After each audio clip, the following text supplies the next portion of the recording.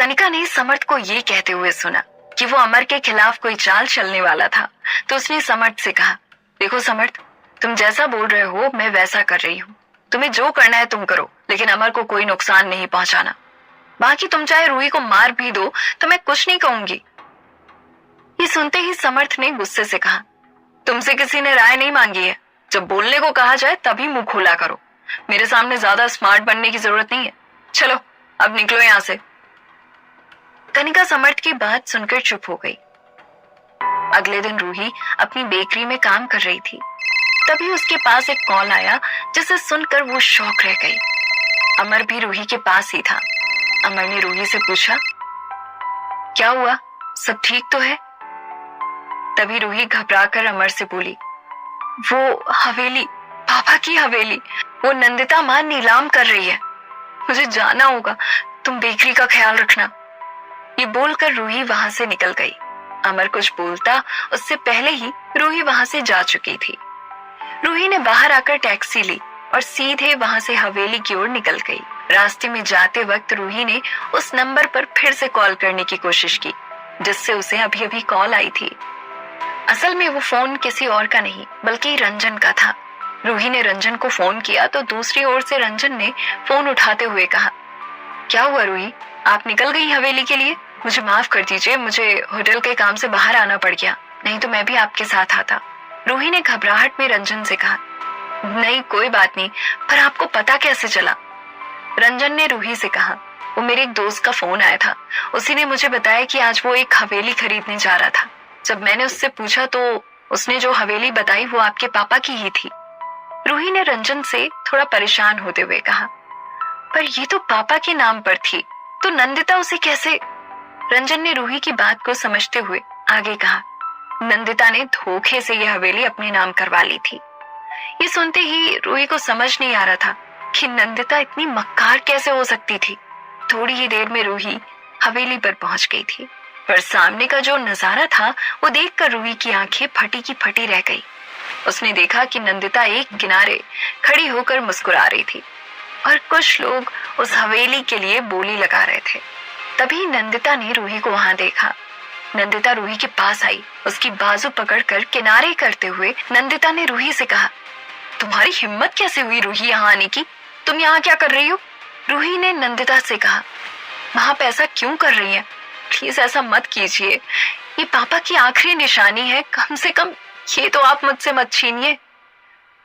नंदिता रूही को घूरते हुए बोली, तुम होती कौन हो मुझे ऐसा करने से रोकने वाली?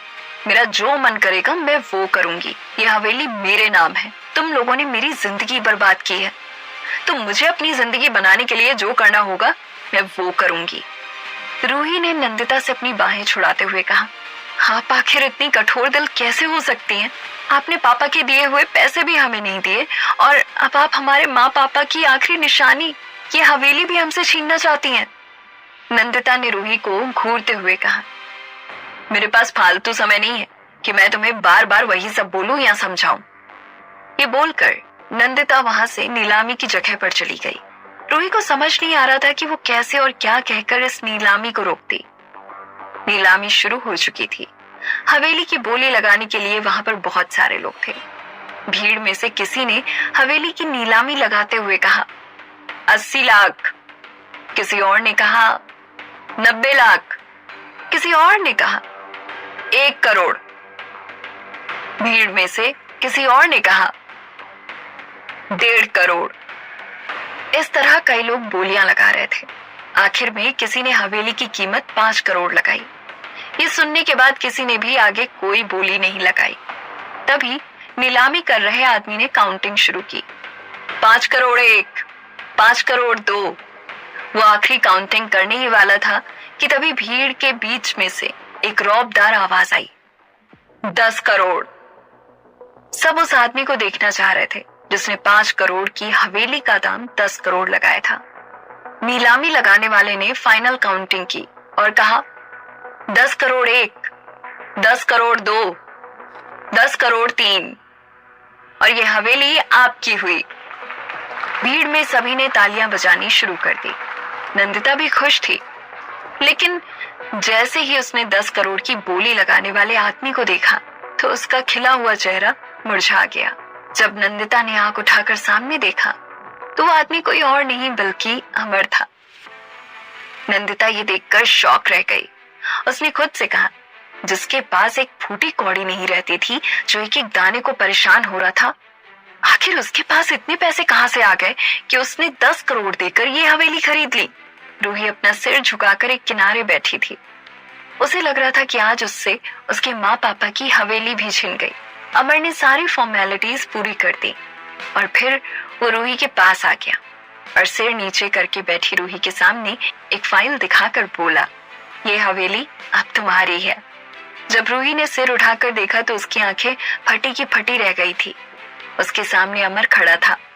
रूही अपनी जगह से उठकर खड़ी हो गई और अमर से बोली, अमर, आप यहाँ? अमर ने रूही की ओर वो फाइल करते हुए कहा, हाँ मैं। अब ये हवेली तुम्हारी है। तुम्हें किसी के सामने रोने और गिड़गिड़ाने की कोई जरूरत नहीं है। तुमसे तुम्हारे माँ बाप की आखिरी निशानी कोई नहीं छीन सकता, कोई भी नहीं। रूही की आंखों में ये सुनकर आंसू आ गए।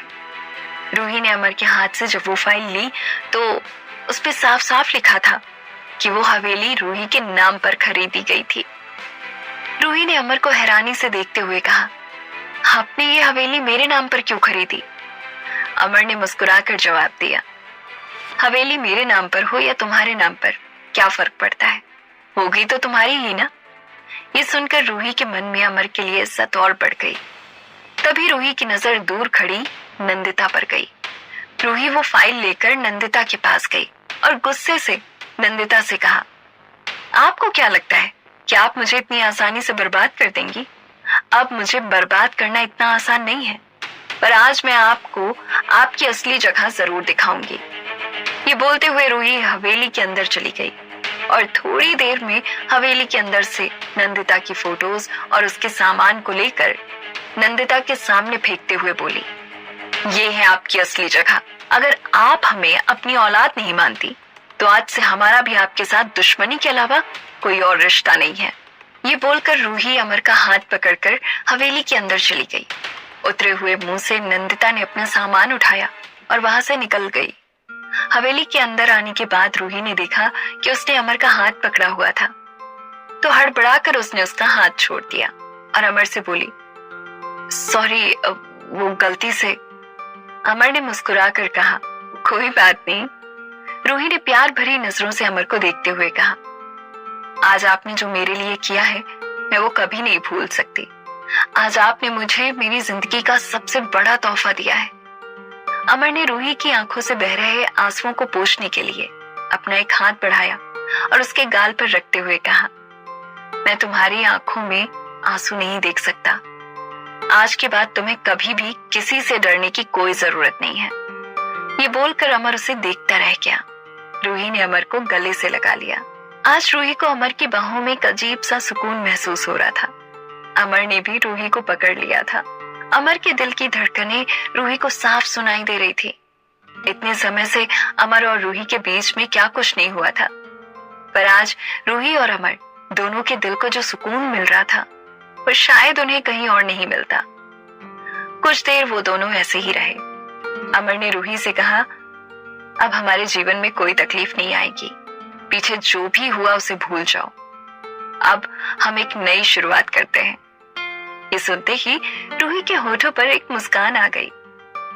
तभी रूही ने खुद को अमर से अलग करके कुछ सोचते हुए अमर से कहा, क्या आपको कभी सना की याद नहीं आती? अमर ने जब ये सुना तो वो एकदम से शांत हो गया।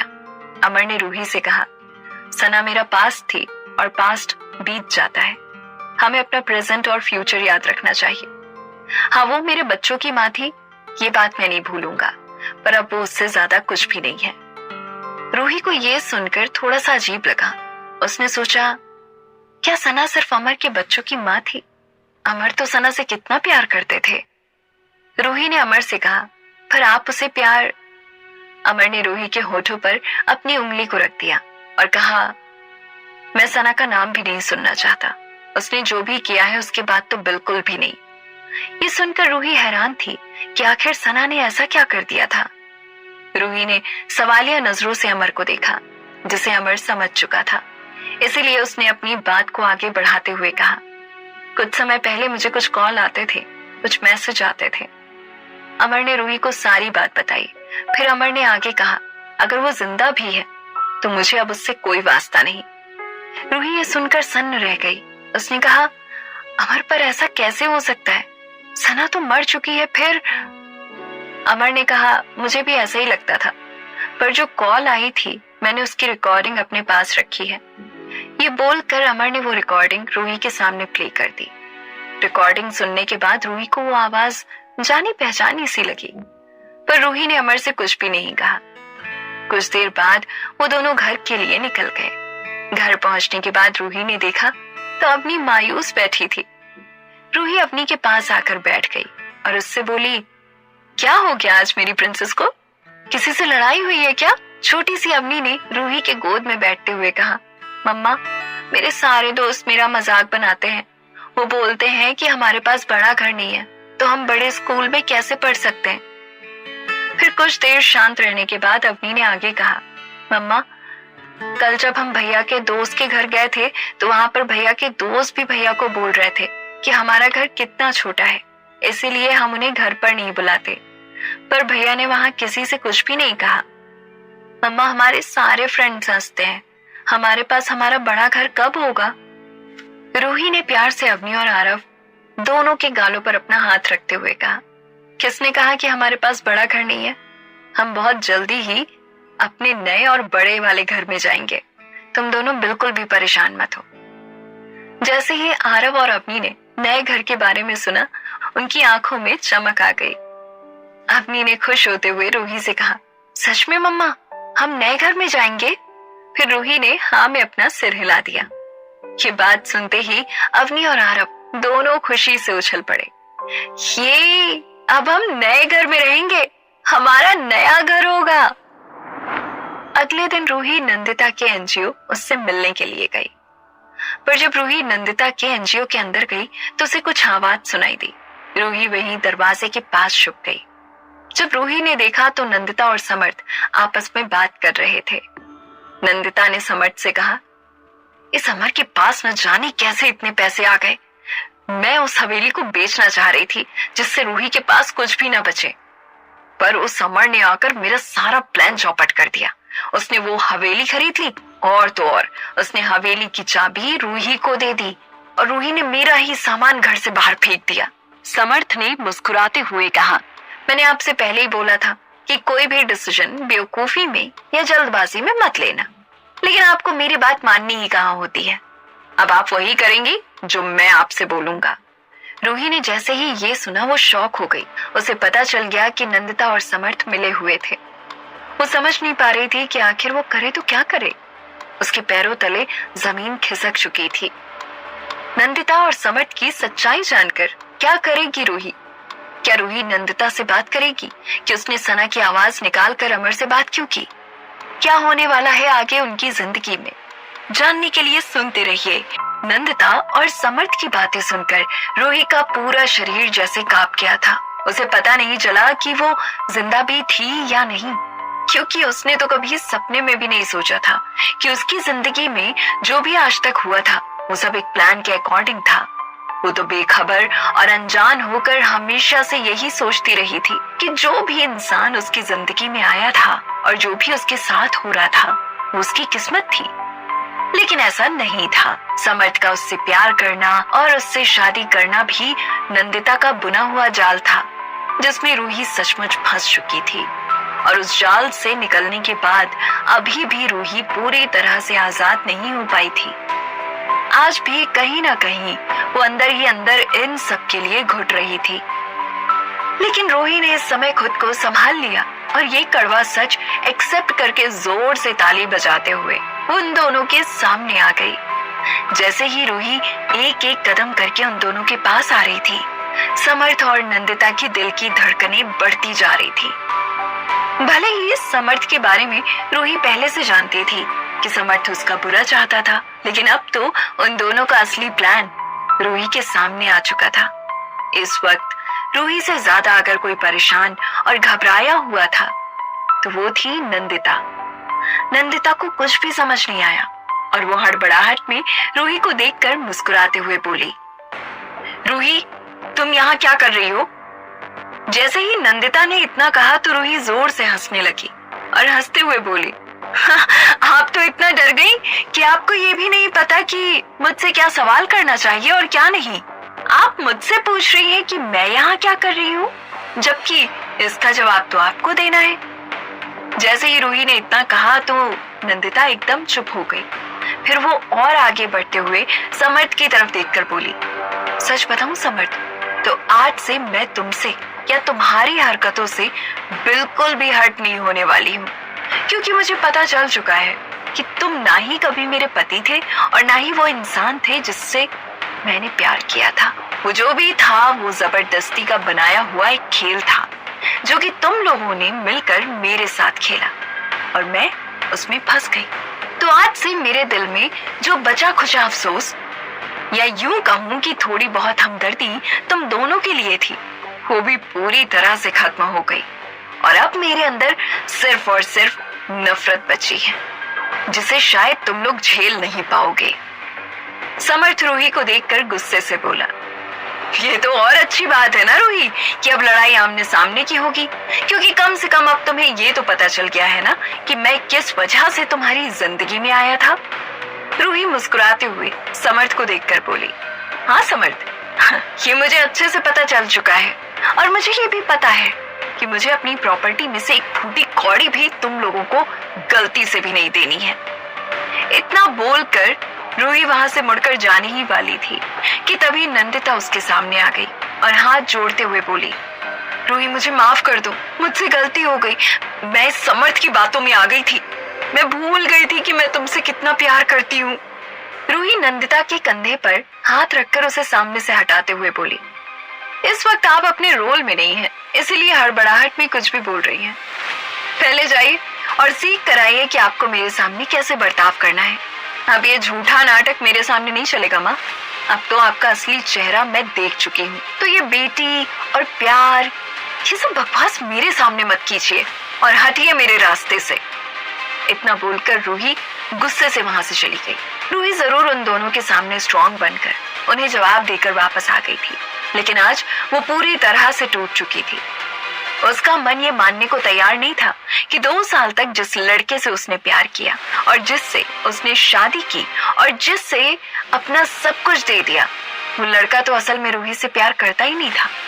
वो तो बस रूही की जिंदगी में किसी का प्यार बनकर आया था, सिर्फ कुछ पैसों के लिए। रूही को खुद से घिन आ रही थी। वो खुद को बहुत ही कमजोर और बेसहारा समझ रही थी।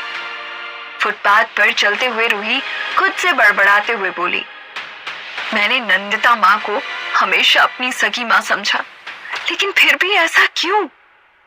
क्यों उनके दिल में मेरे लिए एक पर्सन भी प्यार नहीं पनपा? क्यों मुझसे उन्होंने इतनी नफरत की? क्यों? रूही को आज अपने सवालों के जवाब नहीं मिले थे। वो एकदम गुमसुम थी और उसकी आंखें सूजी हुई थी। उसे देखकर साफ पता चल रहा था कि वो बहुत उदास थी और आज उसे कोई बहुत बड़ा झटका लगा था। अमर सुबह ही नासिक के लिए निकल गया था, क्योंकि उसे फैक्ट्री का सारा काम वापस अपने शहर में शिफ्ट करना था और वो अपने बच्चों को साथ भी ले गया था, क्योंकि बच्चों की जिद थी कि उन्हें भी नासिक घूमना था। लेकिन रूही का बेकरी का काम था, इसीलिए रूही उन सब के साथ जा नहीं पाई थी। रूही बेकरी तो आ गई थी, लेकिन उसका किसी काम में मन नहीं लग रहा था। सारे ऑर्डर्स पेंडिंग पड़े हुए थे और वो चुपचाप चेयर पर बैठी थी।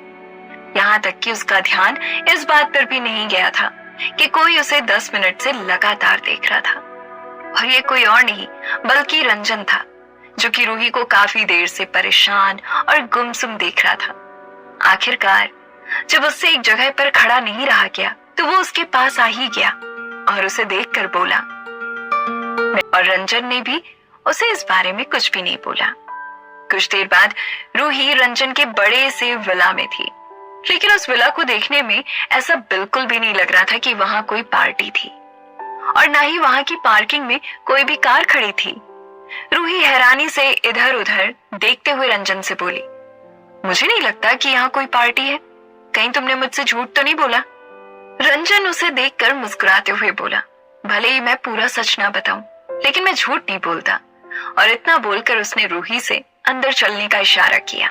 उधर अमर, जो कि वापस आ रहा था, रूही के लिए शॉपिंग करने लगा। वो बस रूही और बच्चों को बहुत खुश कर देना चाहता था, इसीलिए वो जितना भी रूही के बारे में जानता था उसने उसकी पसंद का सब कुछ ले लिया। लेकिन तभी उसे याद आया कि रूही की बेकरी का कुछ सामान भी रूही ने लाने के लिए कहा था। इसीलिए अमर उसे फोन करने लगा, लेकिन रूही का फोन तो बेकरी में ही छूट गया था, इसलिए वो उठाती कैसे। कई बार कॉल करने के बाद भी जब रूही ने फोन नहीं उठाया तो अमर परेशान हो गया, क्योंकि वो ये जानता था कि इस समर्थ से रूही को खतरा था। अमर के दिमाग में गलत गलत ख्याल आ रहे थे और उसे रूही की फिक्र हो रही थी। उसने जल्दी से बच्चों को कार में बिठाया और घर के लिए निकल गया। वैसे वो अक्सर बच्चों के साथ इतनी तेज स्पीड में कार नहीं चलाता था, लेकिन इस वक्त उसकी चोट लगने के बावजूद भी वो रूही के लिए बस जल्द से जल्द उसके पास पहुंचना चाहता था। करीब आधे घंटे के बाद जब अमर घर पहुंचा तो रूही वहां नहीं थी। अमर ने बच्चों को घर पर छोड़ा और उनसे अंदर रहने के लिए कहा और तुरंत रूही की बेकरी के लिए निकल गया। लेकिन जैसे ही उसने बेकरी पर क्लोज का साइन देखा तो उसे कुछ समझ नहीं आया। उसने फिर से रूही को कॉल किया, लेकिन इस बार रूही के फोन की रिंग उसे साफ साफ सुनाई दी।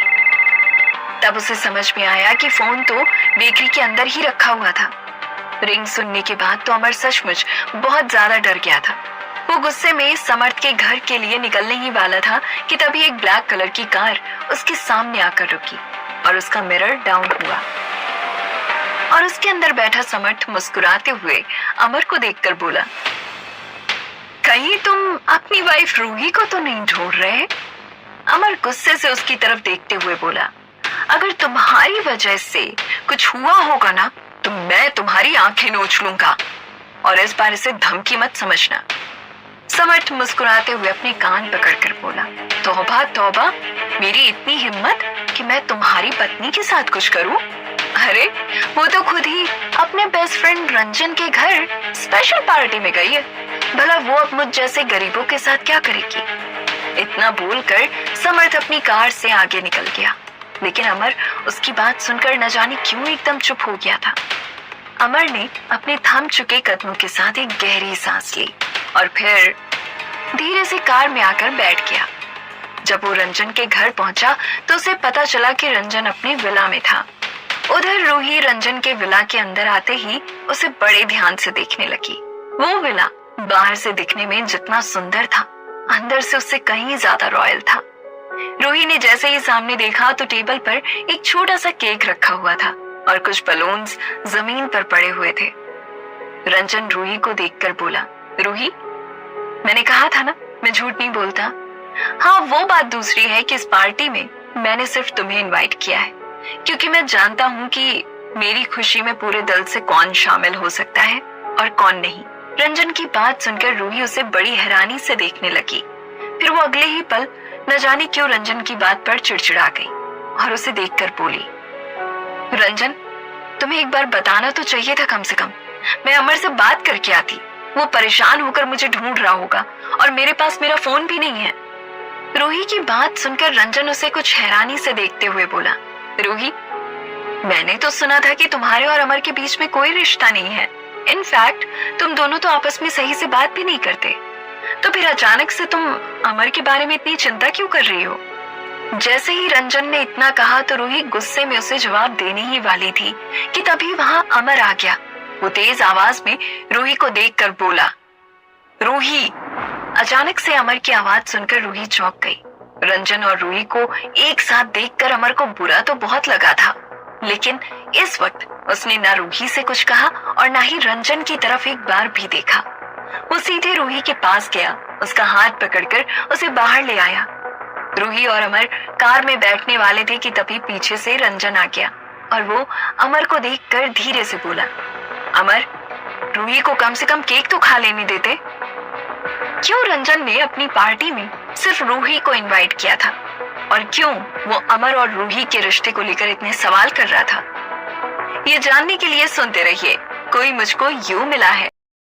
अमर जिसने कार का डोर खोल दिया था, रंजन की बात सुनते ही वो कार के डोर पर जोर से हाथ मारते हुए बोला, रंजन, शायद तुम्हें पता नहीं है, या फिर तुम भूल गए हो कि अगर रूही को केक खाना होगा तो वो तुम्हारे इस छोटे से केक के लिए वेट नहीं करेगी।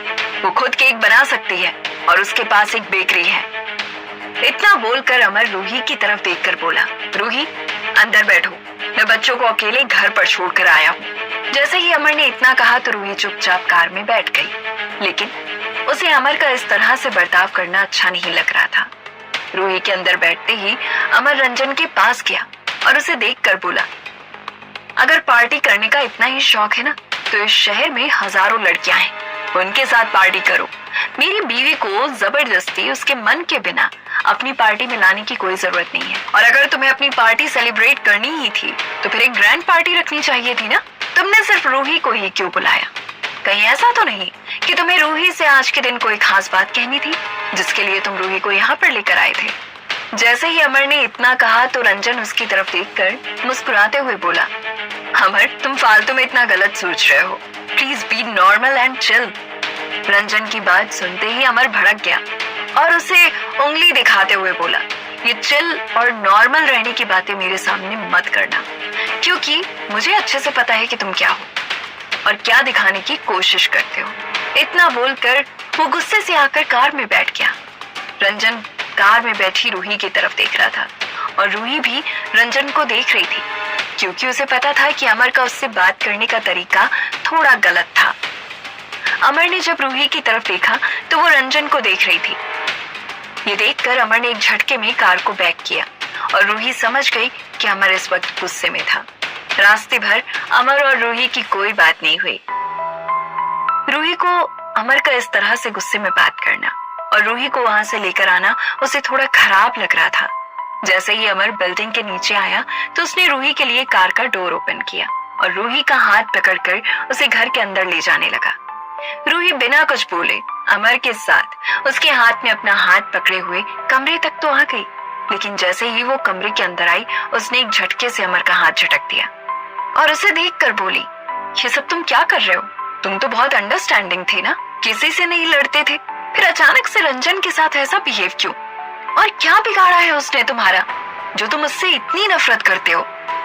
अमर रूही की तरफ देखकर बोला, रूही देखो, इस वक्त मैं बहस करने के मूड में नहीं हूँ और जरूरी नहीं है कि अगर किसी ने कुछ बिगाड़ा हो तभी उस पर गुस्सा आए। कभी कभी इंसान की हरकतें ही ऐसी होती है कि सामने वाले को ना चाहते हुए भी गुस्सा आ जाता है, और इस वक्त रंजन की जो हरकतें हैं वो ऐसी ही हैं। और वैसे भी वो एक अच्छा आदमी नहीं है, ये बात मैंने तुमसे कई बार कही है, लेकिन पता नहीं क्यों तुम्हारी अकल में पत्थर पड़े हुए हैं और तुम्हें मेरी बात समझ नहीं आ रही। जैसे ही अमर ने इतना कहा तो रूही पिलो उठाते हुए बोली।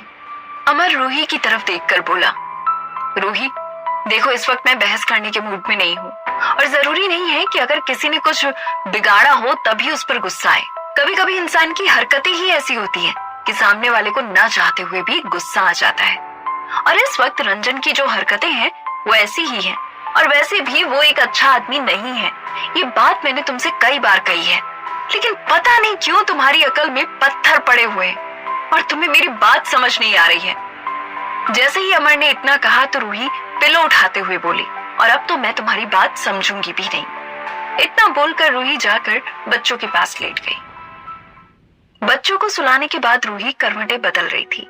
तभी अमर रूही के पास आया और उससे धीरे से बोला, रूही गुस्सा साइड में करते हैं, चलो खाना खाते हैं। जैसे ही अमर ने ये कहा तो रूही आंखें खोलकर उसकी तरफ देखते हुए बोली, क्या सब कुछ तुम्हारे हिसाब से होगा? जब तुम्हारा मन किया मुझ पर चिल्ला दिया, जब तुम्हारा मन किया अपने साथ में खाना खिला लिया। और इतना बोलकर वो करवट लेते हुए बोली, मुझे भूख नहीं है, तुम खा लो। और फिर रूही सोने की एक्टिंग करने लगी। अमर जानता था कि रूही को ऐसी नींद नहीं आ रही होगी, लेकिन अभी वो उससे कुछ भी नहीं बोल सकता था क्योंकि रूही इस वक्त अच्छे मूड में नहीं थी। कुछ देर बाद रूही गहरी नींद में सो गई। उसे होश भी नहीं था कि उसके कपड़े इधर उधर हो चुके थे। अमर जो कि बालकनी में काफी देर से खड़ा था, वो जब रात को सोने आया तो उसने देखा कि रूही की कमर खुली हुई थी और उसे हल्की हल्की सर्दी भी लग रही। सुन्नी, क्या तुम मुझे सीधा सीधा बता सकते हो कि सामान क्यों पैक हो रहा है? अमर सामान को एक साइड में रखते हुए रूही के पास आकर उसे देखते हुए बोला, आज हम अपने नए घर में जा रहे हैं मैं तुम्हें ये बात कल रात को ही बताने वाला था, लेकिन तुम्हारे पास मेरे लिए टाइम ही कहाँ था। अमर ने जैसे ही इतना कहा तो रूही उसकी तरफ देखकर मुस्कुराते हुए बोली, प्लीज पुराना सब कुछ भूल जाते हैं, ये नया घर हमारे लिए नई खुशियां लेकर आएगा, लेट्स सेलिब्रेट। रूही ने जैसे ही इतना कहा तो बच्चे भी भागते हुए उसके पास आए और उसके गले से लग गए। कुछ देर बाद रूही, अमर और बच्चे सब तैयार हो रहे थे। रेड साड़ी पहनकर तैयार होने के बाद रूही जब अमर के सामने आई तो अमर बड़े आराम से अपने लिए चाय बना रहा था, लेकिन रूही को देखकर न जाने उसे क्या हुआ कि उसने गरम गरम चाय के बर्तन को अपने हाथों से पकड़ लिया और जैसे ही अमर को हाथों में गर्म लगा तो अचानक से चौंक गया और उसे ऐसा करते देखकर रूही जोर जोर से हंसने लगी और अमर टकटकी लगाए उसे देखे जा रहा था। रूही हंसते हुए खुद को संभाल कर अमर से बोली, तुमने आज से पहले साड़ी में कोई लड़की नहीं देखी क्या? अमर रूही की बात सुनकर बिल्कुल सीरियस हो गया और वो धीरे धीरे कदम बढ़ाते हुए रूही के पास आकर बोला, बेशक बहुत लड़कियां देखी, लेकिन ऐसी नहीं देखी जैसी कि मेरे सामने खड़ी है। जैसे ही अमर ने इतना कहा तो रूही ने अपनी पलकें झुका ली। अमर और रूही धीरे धीरे पास आ रहे थे। अमर रूही की तरफ देख रहा था कि तभी अचानक से बच्चे भागते हुए उस कमरे में आ गए और वो दोनों दूर हो गए। रूही बच्चों की ड्रेस सही करते हुए बोली, वाह, आज तो तुम लोग बहुत प्रिटी लग रहे हो। जैसे ही रूही ने ये कहा तो आरव रूही और अमर को देखकर चहकते हुए बोला, आप और पापा भी बहुत प्रिटी लग रहे हो। आरव की बात पर रूही और अमर एक दूसरे को एक खामोशी के साथ देखने लगे, लेकिन उस खामोशी में भी कई बातें थी जो सिर्फ अमर और रूही ही समझ सकते थे। कुछ देर बाद कार में सारा सामान रखकर अमर रूही का वेट कर रहा था, लेकिन जब रूही काफी देर तक नीचे नहीं आई तो अमर खुद उसे देखने के लिए ऊपर आ गया। वो जैसे ही ऊपर आया तो उसने देखा कि रूही बगल वाले कमरे में वीर के बचे हुए कपड़ों को देखकर रो रही थी। उसे देखकर अमर जान गया कि इस वक्त रूही को वीर की याद आ रही थी। अमर ने जैसे ही रूही के कंधे पर हाथ रखा तो वो रोते हुए वीर की शर्ट को देखकर बोली, अमर, मुझे पता है कि आज से हमारी जिंदगी में रहने खाने की कोई दिक्कत नहीं होगी, लेकिन पता नहीं वीर किस हालत में रहता होगा। वो ना समझ तो अपनी जिद के साथ आगे बढ़ रहा है। मैं चाहती थी कि वो हमेशा मेरे साथ रहे, लेकिन ऐसा नहीं हुआ। मैं वीर के बिना अपनी खुशियां कैसे मना पाऊंगी? अमर रूही की बात सुनकर उसकी पीठ सहलाते हुए बोला, रूही, देखना, जैसे हमारे बुरे दिन दूर चले गए हैं और अच्छे दिन आ गए हैं, वैसे ही वीर भी हमारे पास जल्दी ही वापस आ जाएगा और जितने भी बुरे लोग हैं वो हमसे दूर चले जाएंगे। ये मेरा प्रॉमिस है तुमसे। इतना बोलकर अमर रूही को नीचे ले आया और फिर वो चारों अपने नए घर के लिए निकल गए। कुछ देर बाद वो चारों एक आलीशान बंगले के बाहर खड़े थे, जिसे देखने मात्र से ही ऐसा लग रहा था जैसे ये किसी बड़े बिजनेसमैन का घर था और ये घर अमर के पहले वाले घर से भी कई ज्यादा सुंदर था। रूही अमर को देखकर मुस्कुराते हुए बोली, सच कहा था तुमने कि तुम एक दिन सब कुछ सही कर दोगे, और तुमने कर भी दिया। अमर रूही का हाथ पकड़ते हुए उसकी आंखों में प्यार से देखते हुए बोला, मेरी कई बातों में अगर तुम्हें भरोसा ना होता तो मैं ये सब ना कर पाता।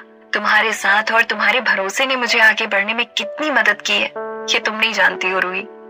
इतना बोलकर अमर ने रूही के हाथ में एक सीजर पकड़ा दी और गेट पर लगे रिबन को देखकर बोला, रूही, रिबन कट करके हम सबको अंदर ले चलो।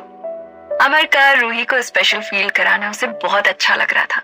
रूही ने बच्चों को देखकर मुस्कुराते हुए उनका और अमर का हाथ भी अपने हाथ में पकड़ते हुए सीजर से रिबन काट दिया और उन चारों ने जैसे ही घर के लिए पहला कदम बढ़ाया तो एक तेज विस्फोट की आवाज हुई और वो चारों जमीन पर गिर गए।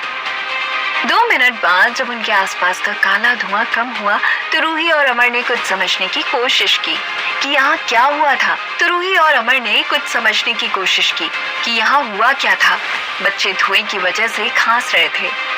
अमर बच्चों को उठाकर थोड़ा दूर लाते हुए रूही का हाथ पकड़कर बोला, तुम ठीक तो हो ना? रूही अभी कुछ कह पाती कि उससे पहले उसका फोन बजने लगा। उसने जैसे ही नीचे पड़े फोन को देखा तो उसमें समर्थ का कॉल था। समर्थ का कॉल देखकर रूही और अमर इतना तो जान गए थे कि ये कॉल ऐसे ही नहीं आया था।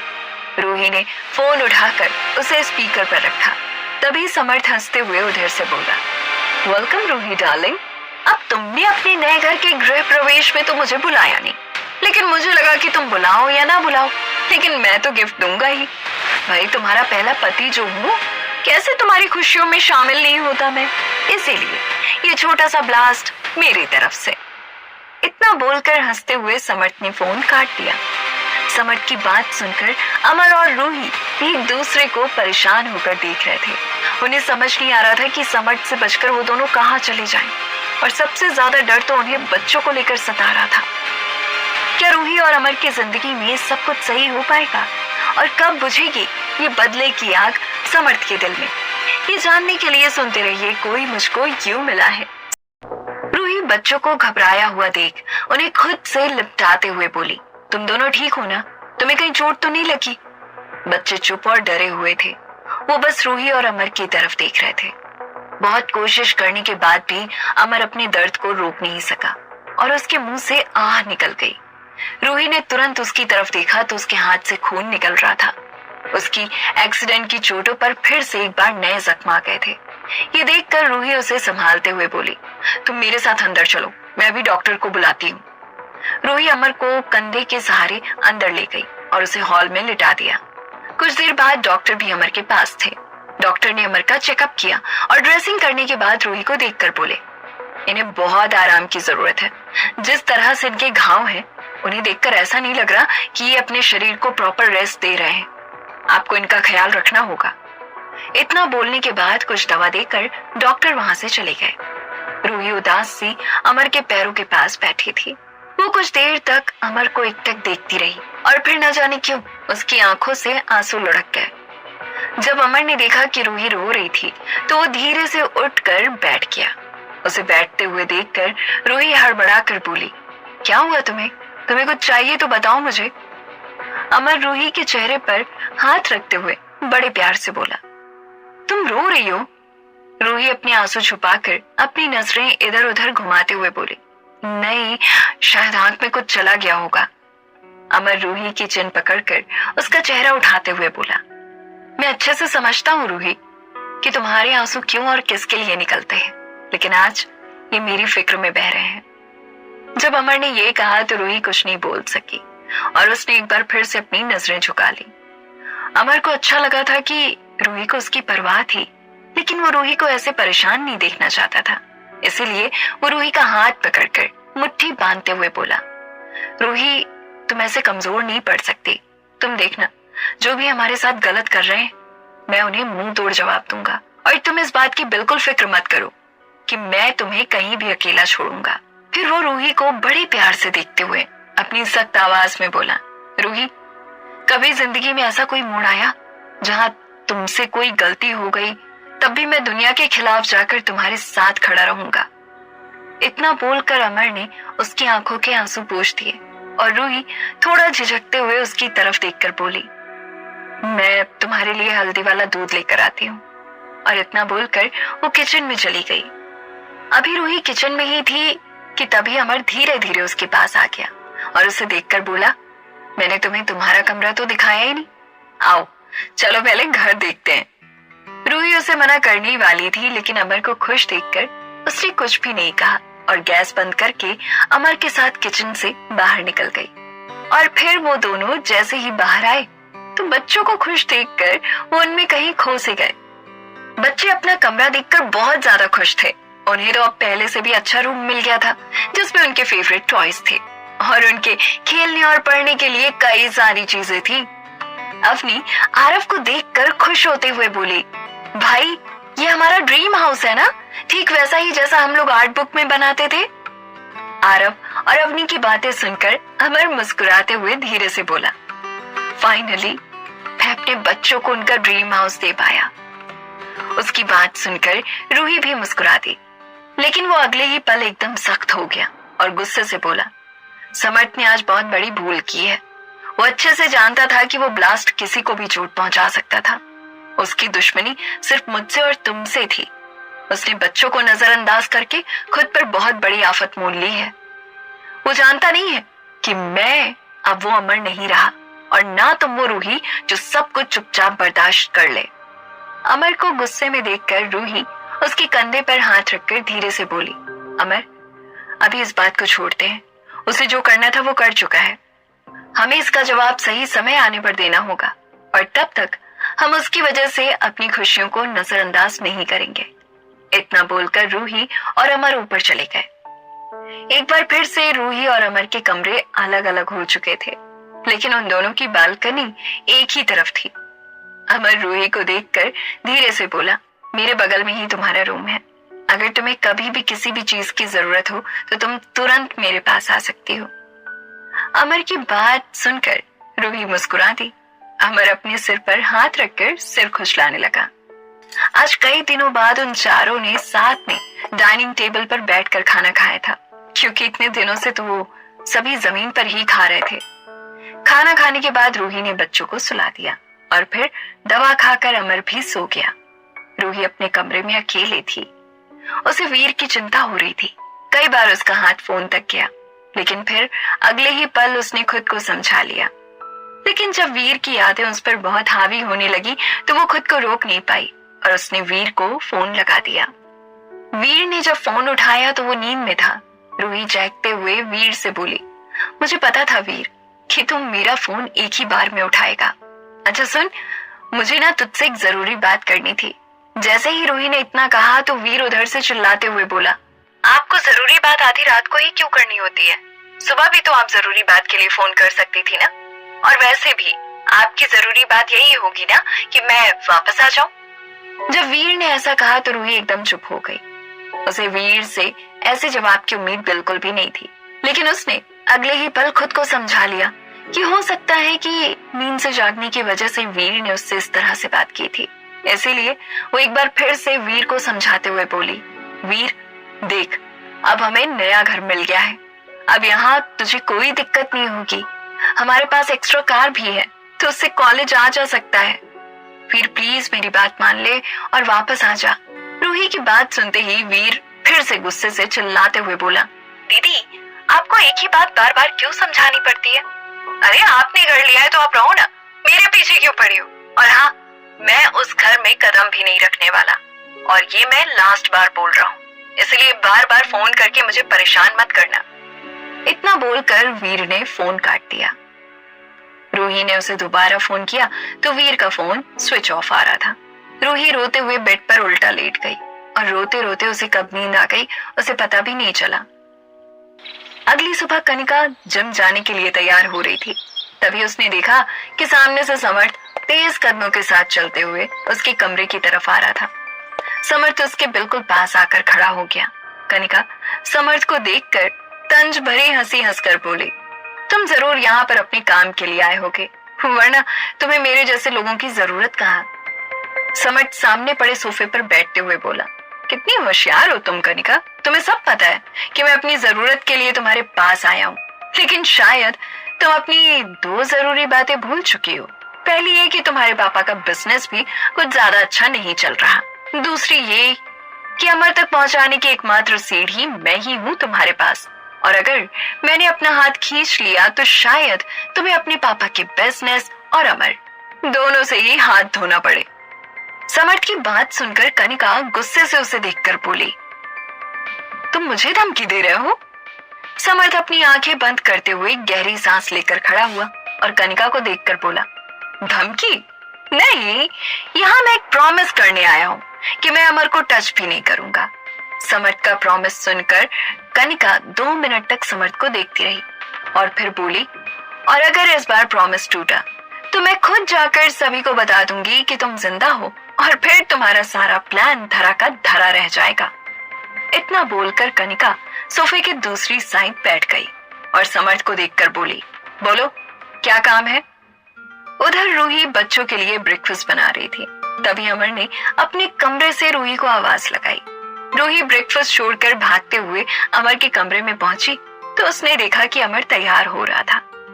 रूही अमर को देखकर आगे आते हुए बोली, कहाँ जा रहे हो तुम? तुम्हें पता है ना कि डॉक्टर ने कल क्या बोला था? अमर धीरे से अपनी शर्ट के बटन बंद करते हुए बोला, डॉक्टर का क्या है, वो तो कुछ भी बोलते रहते हैं। अब वो थोड़ी ना आकर मेरा काम संभालेंगे। अपनी मीटिंग्स के लिए तो मुझे खुद ही जाना होगा। डॉक्टर को छोड़ो और मेरी बात सुनो। मैंने तुम्हें यहाँ इसलिए बुलाया है कि प्लीज मेरी टाई बना दो। अमर ने जब ये बात कही तो रूही इधर उधर टाई ढूंढने लगी और वो टाई ढूंढते हुए बार बार अमर से घर पर रहने को बोल रही थी। लेकिन जब अमर ने रूही को बताया कि उसका जाना बहुत इंपॉर्टेंट है तो रूही समझ गई और उसके बिल्कुल पास आकर उसकी टाई बनाने लगी। अमर की टाई बनाते हुए रूही और अमर एक दूसरे की सांस को महसूस कर पा रहे थे।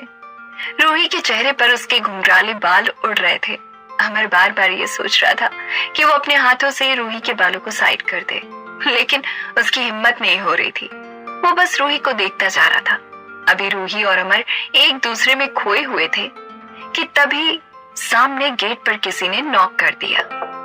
उन दोनों ने एक साथ गेट की तरफ देखा तो वहां वीर खड़ा था। वीर को देखते ही रूही भागते हुए उसके पास आई और बहुत खुश होते हुए बोली, वीर, मुझे पता था कि तू जरूर आएगा। तू कल मजाक कर रहा था ना मेरे साथ। रूही ने जैसे ही इतना कहा तो उसकी नजर वीर के पीछे खड़ी कनिका पर गई और उसे वीर के यहाँ आने की वजह समझते 1 मिनट नहीं लगा। उसके चेहरे की हंसी और खुशी कनिका को देखते ही गायब हो गई थी। रूही कनिका की तरफ देखते हुए वीर को तंज कसते हुए बोली, सॉरी वीर, मुझे तो लगा था तुम अपनी मर्जी से यहाँ आए हो, लेकिन अब मैं समझी कि तुम्हें यहाँ लाया गया है। इतना बोलकर रूही हॉल की तरफ आने लगी और उसके पीछे वीर और कनिका भी थे। वीर रूही को देखकर बोला, मैं यहाँ जीजा जी को देखने आया था। उनके एक्सीडेंट के बाद एक बार भी मैं उनसे नहीं मिला। उनके बहुत एहसान है मेरे ऊपर। वीर की बात सुनकर रूही मुस्कुराते हुए बोली, बहुत बड़ा हो गया ना तू, सभी के एहसान चुकाने तुझे। लेकिन वीर, तू एहसान चुकाते चुकाते रिश्ते भूल गया है। रूही की बात पर वीर जवाब देने ही वाला था कि तभी रूही एक बार फिर से बोल पड़ी, अच्छा वीर, अगर आज माँ जिंदा होती तो तू उनका भी एहसान चुका ही देता ना। रूही की बात वीर को बहुत खराब लग गई थी, लेकिन वो कुछ नहीं बोला और उसने अपना सिर झुका लिया। कुछ देर बाद रूही की मेट उन सभी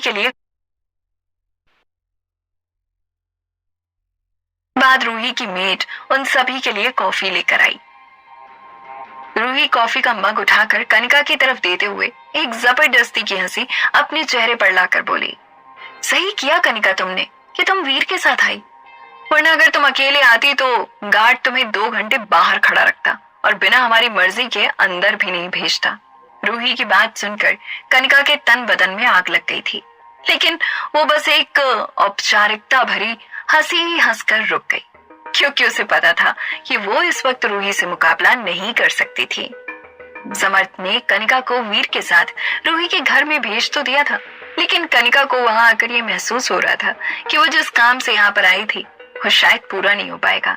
कनिका कॉफी का मग रखते हुए रूही को देखकर बोली, रूही, मुझे बच्चों से मिलना है, कहाँ है वो? रूही कनिका को देखकर बोली, सॉरी कनिका, बट बच्चों को बाहर के लोगों से मैं मिलने नहीं देती, और उनसे तो बिल्कुल भी नहीं जो उनका ब्रेन वॉश करे। क्यों आई थी कनिका वीर को लेकर रूही के घर पर, और क्या प्लान बनाया था समर्थ ने फिर से एक बार रूही को परेशान करने का? ये जानने के लिए सुनते रहिए। कनिका को समझ नहीं आ रहा था कि वो अपना काम करे तो कैसे करे, क्योंकि रूही उसके सिर पर डेरा डालकर बैठी हुई थी और रूही की बातों से ये साफ पता चल रहा था कि वो कनिका के यहाँ आने की वजह कहीं ना कहीं भाप चुकी थी। अभी कनिका कोई प्लान बना ही रही थी कि तभी वीर रूही को देखकर बोला, दीदी, मैं जीजा जी से मिलकर आता हूँ, अब तक तो वो तैयार हो गए होंगे। और इतना बोलकर वीर ऊपर की तरफ जाने लगा। वीर जैसे ही आगे बढ़ा तो कनिका के चेहरे पर एक मुस्कुराहट आ गई और वो भी जल्दी से वीर के पीछे चल पड़ी। लेकिन तभी अचानक से किसी ने उसका हाथ पकड़ लिया और वो चौंक कर पीछे मुड़ी। उसने पीछे मुड़कर देखा तो रूही उसका हाथ पकड़े हुए उसे देखकर मुस्कुरा रही थी। ये देखते ही कनिका समझ गई कि सचमुच आज तो कुछ हो ही नहीं सकता था, क्योंकि रूही का रवैया कनिका को लेकर बिल्कुल बदल चुका था। रूही मुस्कुराते हुए कनिका को देखकर बोली, अरे कनिका, तुमने तो मुझसे बातें ही नहीं की, आओ जरा मुझे भी टाइम दो। और वीर तो वैसे भी तुम्हारे कहने पर ही सब कुछ करता है, तो फिर तुम उसके पीछे पीछे क्यों घूम रही हो? रूही की बात सुनकर कनिका को गुस्सा तो इतनी तेज आया था कि उसका बस चलता तो वो रूही को धक्का दे देती, लेकिन वो जबरदस्ती में हंसते हुए रूही के साथ हॉल में आकर बैठ गई। उसे समझ नहीं आ रहा था कि वो रूही से क्या बात करती, और रूही जो बातें कर रही थी उनका जवाब कनिका के पास था ही नहीं। तभी रूही कनिका को चिढ़ाते हुए बोली, कनिका, तुम्हें नहीं लगता कि अब तुम्हारी शादी की उम्र हो गई है? मैं तो कहती हूँ कि तुम्हें जल्द से जल्द शादी कर लेनी चाहिए, वरना आने वाले कुछ सालों में तुम और ज्यादा एजेड लगने लगोगी। फिर शायद ही तुम्हें कोई अच्छा लड़का मिल पाएगा। जैसे ही रूही ने इतना कहा तो कनिका के सिर से पानी ऊपर हो गया और वो गुस्से में रूही को देखकर बोली, तुम ये सब इसलिए बोल रही हो ना क्योंकि तुम्हें अमर जैसा स्मार्ट और हैंडसम पति मिल गया है। लेकिन रूही, तुम ये मत भूलो कि अमर तुमसे प्यार नहीं करता। कनिका की बात पर रूही मुस्कुराते हुए बोली, मेरे और अमर के बीच में कितना प्यार है और हम कैसे रहते हैं ये मैं तुम्हें बताना जरूरी नहीं समझती, लेकिन आज तुमने सवाल किया है तो तुम्हें एक बात बता देती हूँ। और इतना बोलकर रूही एकदम कनिका के पास आ गई और मुस्कुराते हुए उसके कानों में बोली, मैं और अमर एक दूसरे के साथ एक ही कमरे में रहते हैं। और फिर अगले ही पल वो दूर होते हुए एक लंबी सांस लेकर बोली, मुझे नहीं लगता कनिका कि इसके आगे मुझे तुम्हें कुछ भी समझाने की जरूरत होगी, क्योंकि पति पत्नी अगर एक ही कमरे में रह रहे हैं तो उनके बीच का रिश्ता कैसा होगा ये तुम अच्छे से समझ सकती हो। जैसे ही रूही ने इतना कहा तो कनिका गुस्से से लाल हो गई। उसका मन कर रहा था कि वो रूही को इस घर से निकाल कर बाहर कर दे और उसकी जगह लेकर इस घर में रहने लगे, लेकिन वो मजबूर थी, इसीलिए जहर का घूंट पीकर रह गई। लेकिन रूही को कनिका की हालत देखकर बहुत सुकून मिल रहा था। अभी कनिका का गुस्सा उतरा नहीं था कि तभी उसका फोन बजा। उसने फोन उठाकर देखा तो समर्थ का कॉल था। कनिका इधर उधर देखते हुए रूही के सामने से उठकर गार्डन एरिया में आ गई और उसने जैसे ही समर्थ का फोन उठाया तो वो उधर से सख्त आवाज में बोला, तुम वहाँ मेरे काम से गई हो या घर बसाने? कितनी देर हो गई है तुम्हें गए हुए? न तुमने कोई कॉल किया और ना मुझे कोई खबर दी। कनिका इधर उधर देखते हुए बोली, अरे खबर तो दूर की बात है, मुझे तो ये लग रहा है कि कहीं यहाँ मेरी ही खबर ना ले ली जाए। उस रूही को पता नहीं क्या हो गया है, वो मुझे एक सेकंड के लिए भी अकेला नहीं छोड़ रही। अभी भी वो मेरे पीछे खड़ी हुई मुझे ही देख रही है। समर्थ चिढ़ते हुए बोला, मुझे पता है जहाँ रूही हो वो कोई काम सही से हो ही नहीं सकता। तुम ऐसा करो, जल्दी वापस आओ, वरना अगर एक बार उसे शक हो गया तो फिर तुम भी उसके सामने आ जाओगी और मेरे पास कोई भी मोहरा ऐसा नहीं बचेगा जिसके जरिए मैं रूही तक पहुंच सकूं। इतना बोलकर समर्थ ने फोन काट दिया। कनिका ने पीछे रूही को देखते हुए जल्दी से समर्थ का नंबर डिलीट किया और फिर अंदर जाकर सोफे पर बैठ गई। कनिका के माथे पर पसीने की बूंदें थी। उसे डर लग रहा था कि कहीं रूही ने उसकी बातें न सुन ली हो। तभी रूही उसके पास आकर उसे एक टिश्यू पेपर देते हुए बोली, किसका फोन था जो तुम इतना डर गई? कनिका अपना पसीना पोंछते हुए बोली, मैं अपनी पर्सनल लाइफ किसी के साथ डिस्कस करना जरूरी नहीं समझती। रूही कनिका की बात सुनकर जोर से हंसी और फिर बोली, हाँ ये तो है कनिका, सचमुच तुम अपनी पर्सनल लाइफ किसी से डिस्कस करना जरूरी नहीं समझती, लेकिन वो बात दूसरी है कि तुम दूसरों की पर्सनल लाइफ में बिना पूछे ही घुस जाती हो और फिर उनकी लाइफ तहस नहस कर देती हो। रूही ने ऐसे कहा तो कनिका उसकी तरफ चुटकी बजाते हुए गुस्से से कुछ बोलने ही वाली थी कि तभी वहां अमर और वीर आ गए। अमर रूही को देखकर धीरे से बोला, मेड से बोलकर इन लोगों का नाश्ता लगवा दो। अमर की बात सुनते ही वीर रूही को देखकर बोला, नहीं दीदी, उसकी कोई जरूरत नहीं है, मैं मेस में जाकर खाऊंगा। और फिर वो कनिका की तरफ देखकर बोला, चलो दीदी चलते हैं। रूही वीर से बात करना चाहती थी लेकिन ना कर सकी। वीर ने एक बार रूही की तरफ देखा और फिर सीधे कनिका के साथ बाहर निकल गया। उसके जाते ही रूही अमर के पास थोड़ा परेशान होते हुए बोली, पता नहीं तुम मेरी बात मानोगे या नहीं, लेकिन वीर कनिका के कहने पर यहाँ आया था। जरूर कनिका हमारा घर देखने या फिर हमारे घर से ही जुड़ी किसी बात की वजह से यहाँ आई थी। वीर तो उसके लिए बस एक जरिया मात्र था हम तक पहुंचने का। रूही की बात सुनकर अमर धीरे से सोफे पर बैठते हुए अपने सॉक्स पहनते हुए बोला, तुम सच बोल रही हो। मैं वीर के हाव भाव देखकर ही जान गया था कि वो यहाँ अपने मन से नहीं आया था, इसीलिए अब हमें कनिका के इरादों का जल्द से जल्द पता लगाना होगा, वरना वो भी हमारे लिए खतरा बन सकती है। रूही अमर की तरफ गौर से देखते हुए बोली, मैं जानती हूँ कि उसका इरादा क्या है, क्योंकि रूही को पता था कि कनिका अमर को पसंद करती थी। रूही ने ऐसे कहा तो अमर उसके चेहरे पर बड़े ध्यान से देखने लगा। रूही अमर की आंखों में देखते हुए बोली, उसका इरादा तुम है अमर। वो तुम्हें चाहती है, वो चाहती है कि मेरी जगह वो तुम्हारे साथ रहे और जो सारे हक तुमने मुझे दे रखे हैं वो उसे मिले।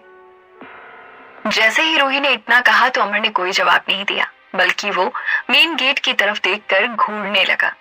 रूही ने जब अमर को देखा कि वो एक जगह पर टकटकी लगाए देखता जा रहा था तो उसने अपनी गर्दन घुमाई।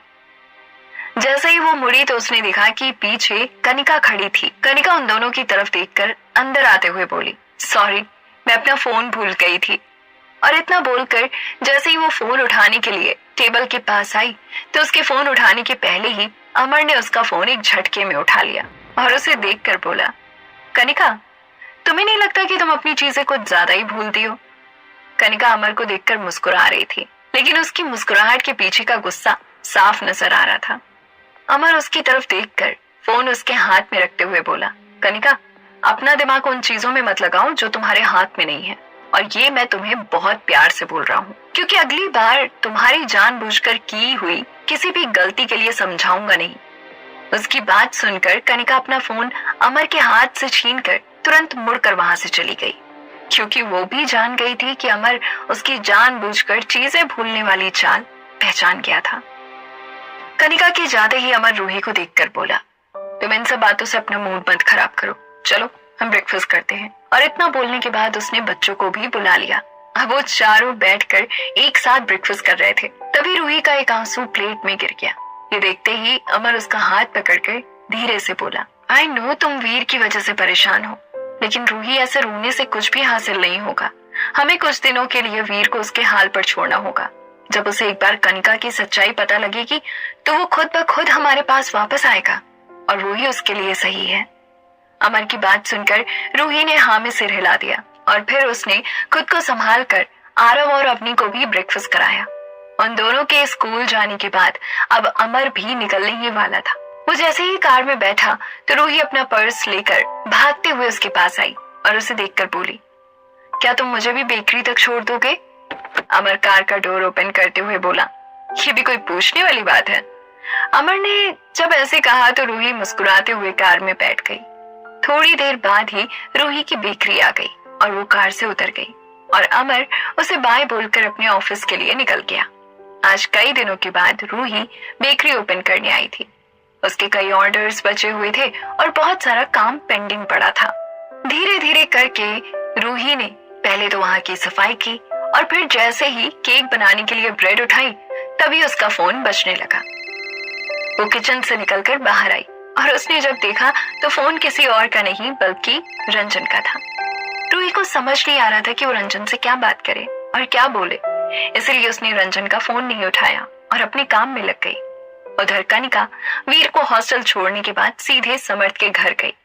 कनिका को आता देख समर्थ अपनी सिगरेट फेंकते हुए बोला, क्या फायदा तुम्हारे यहाँ आने का जब तुम ना कोई खबर लेकर आई हो और ना ही मेरा काम करके आई हो। समर्थ की बात सुनकर कनिका चुप हो गई, लेकिन फिर वो कुछ सोचते हुए बोली, भले ही मैं तुम्हारा काम करके नहीं आई हूँ, लेकिन तुम्हारे लिए एक न्यूज लेकर आई हूँ जिसे तुम जानकर खुश तो नहीं होगे, लेकिन अपनी अगली चाल सोच समझ कर चलोगे। कनिका की बात सुनकर समर्थ मुड़कर उसकी तरफ खड़ा हो गया और उसकी तरफ देखने लगा। कनिका समर्थ को देखकर थोड़ा चिड़चिड़ाते हुए बोली, रूही ने मुझे खुद बताया कि उसके और अमर के बीच की सारी दूरियां मिट चुकी हैं और अब वो दोनों परफेक्ट हस्बैंड वाइफ हैं। उनके बीच में वो सब कुछ है जो एक पति पत्नी के रिश्ते में होता है। कनिका की बात सुनकर समर्थ टेबल पर रखी सारी चीजों पर हाथ मारकर उन्हें इधर उधर फेंकते हुए गुस्से से बोला, ये नहीं हो सकता, वो दोनों कभी एक नहीं हो सकते। अगर सचमुच ऐसा है तो मैं अपनी बहन को इंसाफ दिला कर रहूंगा। उसके साथ इतना बड़ा धोखा मैं नहीं होने दूंगा। भले ही मेरी बहन इस दुनिया में ना हो, लेकिन उसका हक सिर्फ उसका है और उस रूही को तो मैं अच्छा सबक सिखाने के बाद ही दम लूंगा। इतना बोलकर समर्थ अपना कोट उठाकर गुस्से में कनिका को लेकर वहां से चला गया। कनिका उससे हाथ छुड़ाते हुए उसे हैरानी से देखकर बस एक ही बात बोलती जा रही थी, समर्थ प्लीज मुझे बताओ कि तुम कहाँ जा रहे हो मुझे लेकर, प्लीज समर्थ बताओ मुझे। कनिका ने कई बार एक ही सवाल पूछ लिया तो समर्थ उसकी तरफ आंख दिखाते हुए अपने होठों पर उंगली रखकर उसे चुप रहने का इशारा करते हुए फिर से आगे ले जाने लगा। कुछ देर बाद कनिका और समर्थ एक ऐसे रूम में आ गए थे जहां बिल्कुल भी रोशनी नहीं थी। बस कुछ नाम मात्र के रेड बल्ब जल रहे थे। कनिका को समझ नहीं आ रहा था कि समर्थ उसे यहाँ लेकर क्यों आया था। उधर रूही अभी एक ही केक बना पाई थी कि रंजन की 7 मिस्ड कॉल उसके फोन में आ गई। जब उसने देखा कि रंजन का कॉल बार बार आ रहा था तो उसने अपने फोन को उल्टा रख दिया और फिर से काम करने लगी। तभी उसे एहसास हुआ जैसे उसके पास ही उसके पीछे कोई खड़ा था। कहाँ ले गया था समर्थ कनिका को और अब क्या करने वाला था वो, और क्यों आ रहा था बार बार रंजन का कॉल रूही के पास? ये जानने के लिए सुनते